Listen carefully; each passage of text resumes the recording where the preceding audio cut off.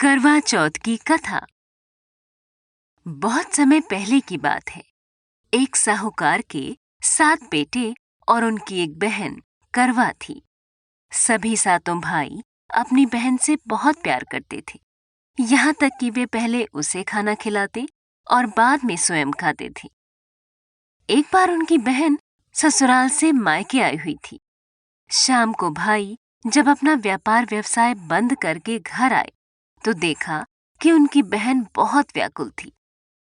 सभी भाई खाना खाने बैठे और अपनी बहन से भी खाने का आग्रह करने लगे, लेकिन बहन ने बताया कि उसका आज करवा चौथ का निर्जल व्रत है और वह खाना सिर्फ चंद्रमा को देखकर उसे अर्घ्य देकर ही खा सकती है। चूंकि चंद्रमा अभी तक नहीं निकला है, इसलिए वह भूख प्यास से व्याकुल हो उठी है। सबसे छोटे भाई से अपनी बहन की हालत देखी नहीं जाती और वह दूर पीपल के पेड़ पर एक दीपक जलाकर चलनी की ओट में रख देता है। दूर से देखने पर ऐसा प्रतीत होता है कि जैसे चतुर्थी का चांद उदित हो रहा हो।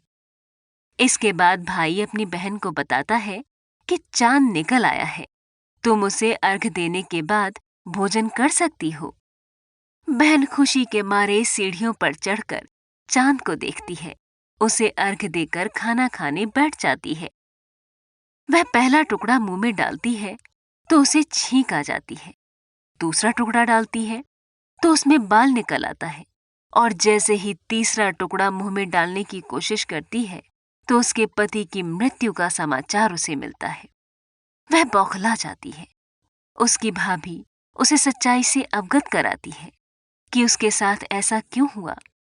करवा चौथ का व्रत गलत तरीके से टूटने के कारण देवता उससे नाराज हो गए हैं और उन्होंने ऐसा किया है। सच्चाई जानने के बाद करवा निश्चय करती है कि वह अपने पति का अंतिम संस्कार नहीं होने देगी और अपने सतीत्व से उन्हें पुनर्जीवन दिलाकर रहेगी। वह पूरे 1 साल तक अपने पति के शव के पास बैठी रहती है, उसकी देखभाल करती है। उसके ऊपर उगने वाली सुईनुमा घास को वह एकत्रित करती जाती है। 1 साल बाद फिर करवा चौथ का दिन आता है। उसकी सभी भाभियां करवा चौथ का व्रत रखती हैं। जब भाभियां उससे आशीर्वाद लेने आती हैं तो वह प्रत्येक भाभी से यम सुई ले लो, प्रिय सुई दे दो, मुझे भी अपनी जैसी सुहागिन बना दो, ऐसा आग्रह करती है। लेकिन हर बार भाभी उसे अगली भाभी से आग्रह करने का कहकर चली जाती है। इस प्रकार जब छठे नंबर की भाभी आती है तो करवा उससे भी यही बात दोहराती है।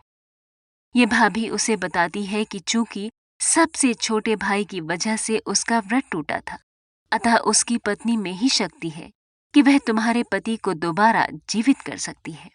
इसलिए जब वह आए तो तुम उसे पकड़ लेना और जब तक वह तुम्हारे पति को जिंदा न कर दे उसे नहीं छोड़ना। ऐसा कहकर वह चली जाती है। सबसे अंत में छोटी भाभी आती है। करवा उनसे भी सुहागिन बनने का आग्रह करती है, लेकिन वह टाल मटोली करने लगती है। इसे देख करवा उन्हें जोर से पकड़ लेती है और अपने सुहाग को जिंदा करने के लिए कहती है। भाभी उससे छुड़ाने के लिए नोचती है, खसूटती है, लेकिन करवा नहीं छोड़ती है। अंत में उसकी तपस्या को देखकर भाभी पसीज जाती है और अपनी छोटी अंगुली को चीरकर उसमें से अमृत उसके पति के मुंह में डाल देती है। करवा का पति तुरंत श्री गणेश कहता हुआ उठ बैठता है। इस प्रकार प्रभु कृपा से उसकी छोटी भाभी के माध्यम से करवा को अपना सुहाग वापस मिल जाता।